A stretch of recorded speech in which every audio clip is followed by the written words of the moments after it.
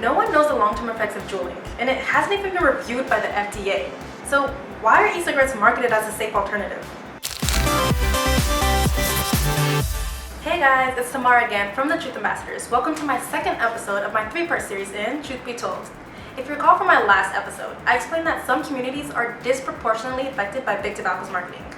But what I didn't explain is that big tobacco targeted us so much that even the FDA stepped in to protect us. In 2009, the Food and Drug Administration banned all flavors except for menthol in combustible cigarettes. They did this to prevent young people from being attracted to the product. But since e-cigarettes weren't included in this ban, they've been able to capitalize on so many kid-friendly products, including cotton candy and even gummy bears. I know, I love gummy bears too.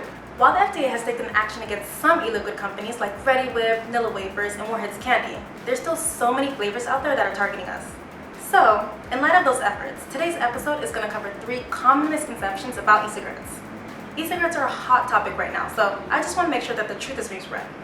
So let's start with the biggest and probably the most impactful myth associated with e-cigarettes. Number 1, e-cigarettes are safe. Okay, don't get me wrong, I hear what you're saying. While e-cigarettes may be safer than traditional cigarettes, that does not make them safe. Although e-cigarettes contain far fewer toxins than traditional cigarettes, researchers have identified at least 60 chemical compounds in the e-liquid solutions, some of which they labeled as being either harmful or potentially harmful to the user. And some of the solvents have even been known to cause upper respiratory infections and dry mouth. That doesn't sound good.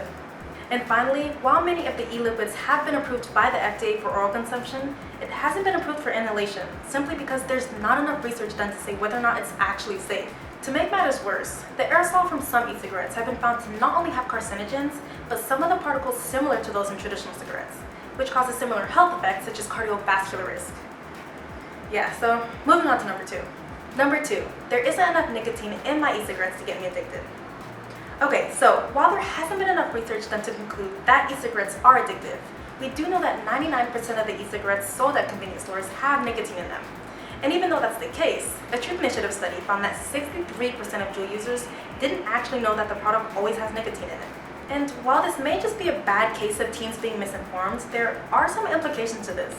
To start, 1 Juul cartridge has the same amount of nicotine as a whole pack of cigarettes. To put that into perspective, if you finish 1 Juul cartridge, you inhale the same amount of nicotine as 200 cigarette puffs. And while Juul markets itself as a way to help satisfy alternatives to cigarettes, the FDA doesn't even approve it as a way to help you quit smoking. So it's important that we make that distinction. And that actually brings me to my last misconception.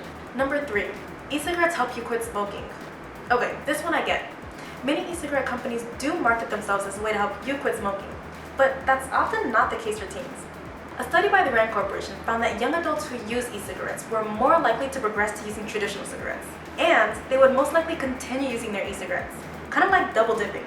Well, the real term for that is dual use. But the point is, as much as you'd like it to help you quit smoking, that's usually not what happens. A 2018 national report also found very limited research to support the fact that e-cigarettes actually help young people quit.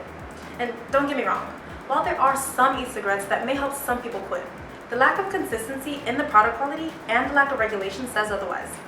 Some major takeaways from all of this are that while e-cigarettes have been marketed as a way to help you transition to other, perhaps safer alternatives, flavored products are also attracting young users, which isn't a good thing.